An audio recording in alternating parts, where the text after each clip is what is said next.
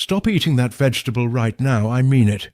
I am a board-certified neurologist with over 2 decades of experience studying the human brain, and what I am about to tell you in the next few minutes genuinely shocked me when I first saw the research. There is one vegetable, something that is sitting in millions of kitchens right now, something that health influencers are calling a superfood, something your doctor might have even told you to eat more of. And under very specific conditions, it can dramatically spike your stroke risk overnight. Not over years, not over decades, overnight. Stay with me, because by the end of this video, you are going to know exactly what it is, who is most at risk, and what you can do starting tonight to protect your brain. Welcome back to the channel. If you are new here, my name is Dr. James, and every single week I break down the most important neuroscience and brain health research, so that you and your family can make smarter, better informed decisions. I do not do fear-mongering. I do not sensationalize. Everything I share with you is grounded in peer-reviewed research, and today is no different.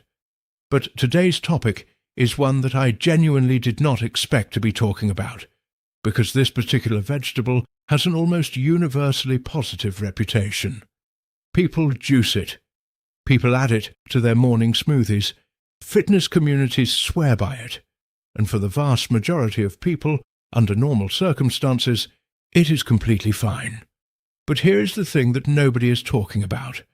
Context matters enormously when it comes to brain health.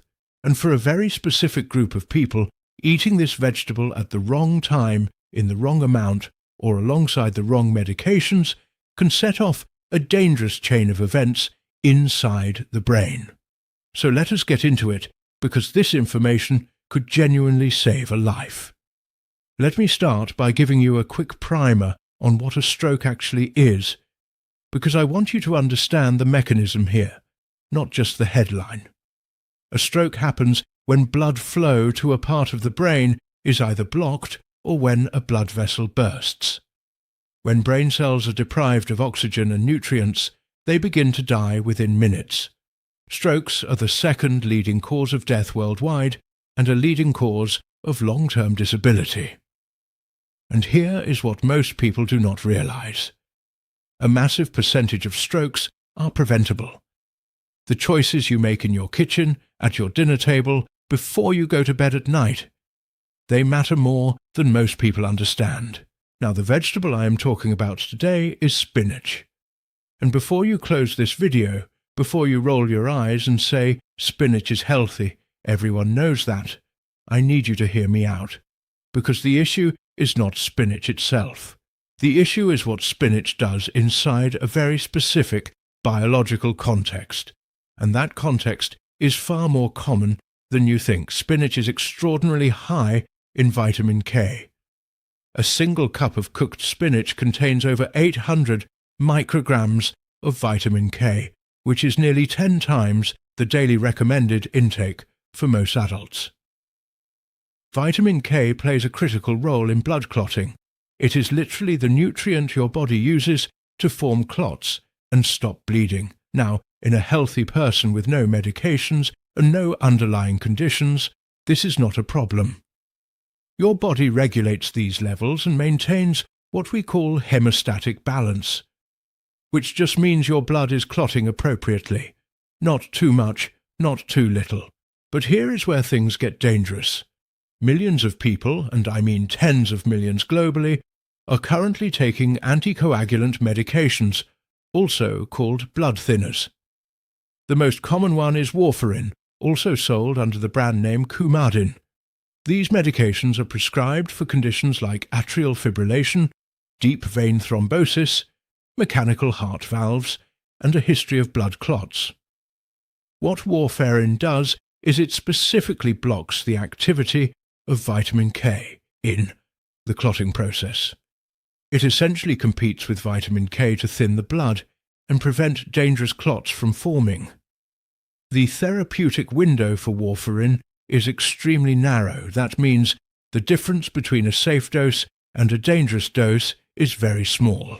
When someone on warfarin suddenly consumes a large amount of vitamin K, say a big spinach smoothie in the morning, or a generous helping of sautéed spinach at dinner, it overwhelms the medication. The vitamin K wins the competition.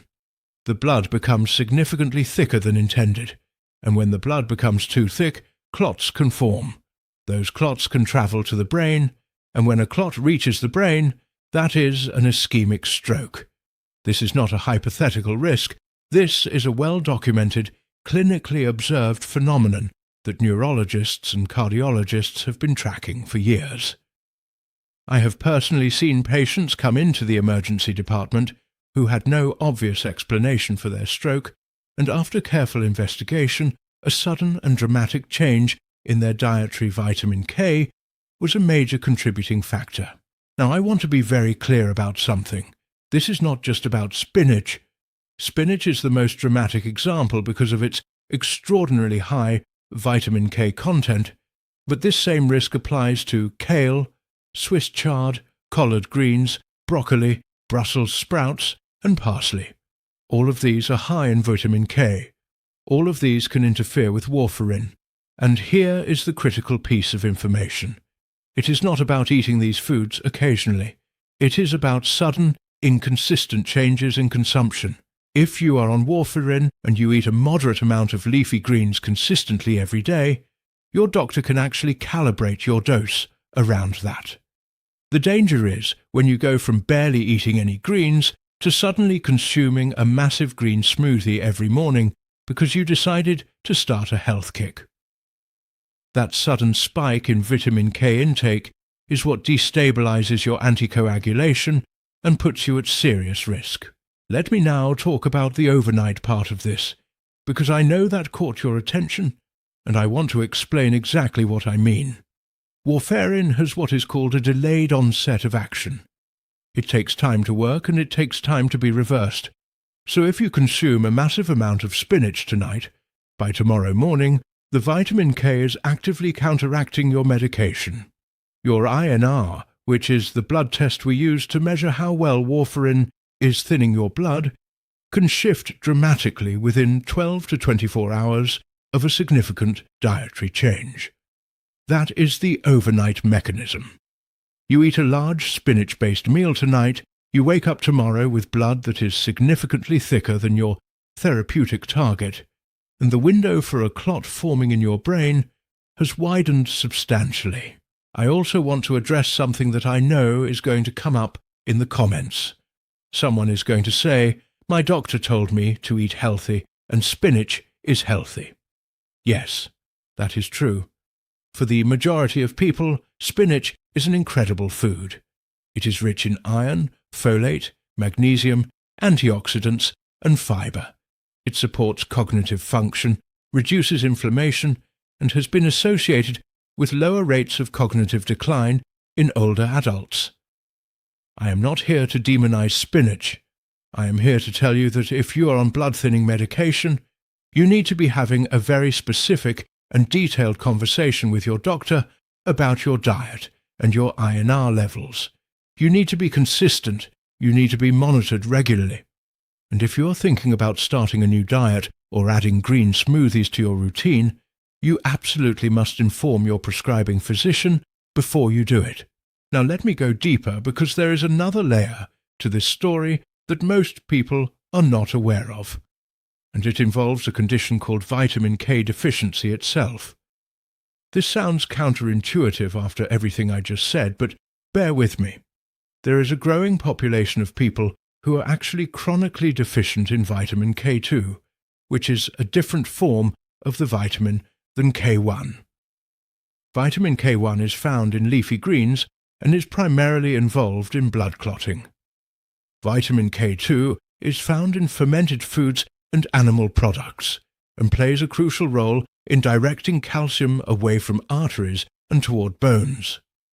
When people are deficient in K2, calcium begins to accumulate in the arterial walls.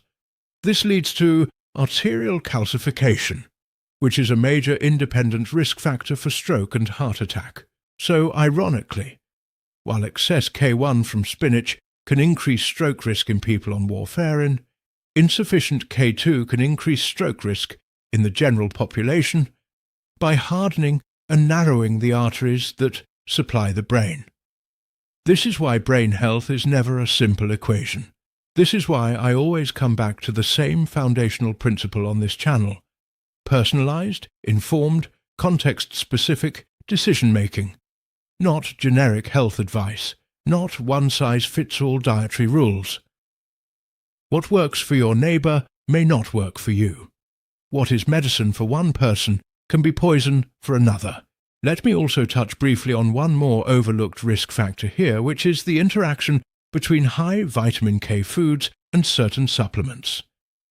Many people are now taking high-dose fish oil, nattokinase, or other natural supplements that also affect blood viscosity.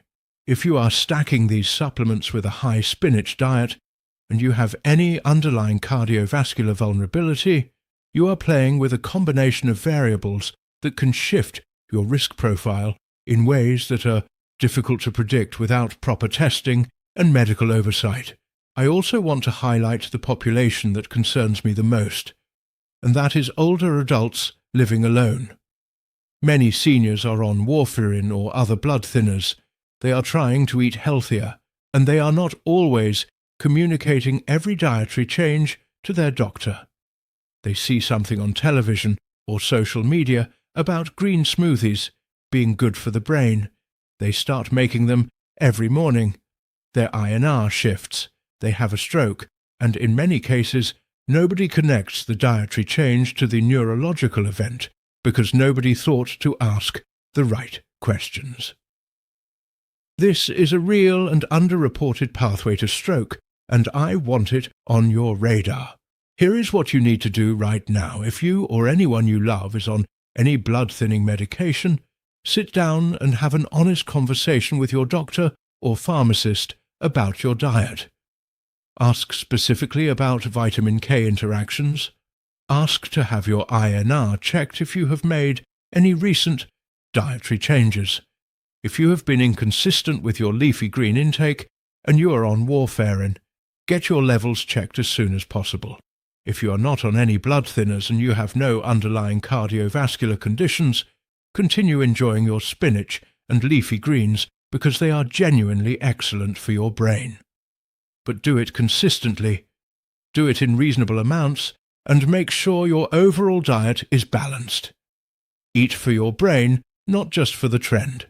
Understand your body, know your medications, and most importantly, be consistent. Because when it comes to brain health, consistency is not just a virtue, it is protection. If this video helped you see something you had never considered before, I want you to do 3 things right now. First, share this video with someone you know who is on blood-thinning medication. Send it to your parent, your grandparent, your sibling, your friend. This information could genuinely prevent a stroke. Second, drop a comment below and tell me if you, or someone you know, has ever experienced a medication and diet interaction like this one. I read every single comment and I want to hear your story. And third, if you want to keep learning about how to protect your brain, how to reduce your stroke and dementia risk, and how to make smarter decisions for your long-term neurological health, subscribe to this channel and hit the notification bell, so you never miss a video.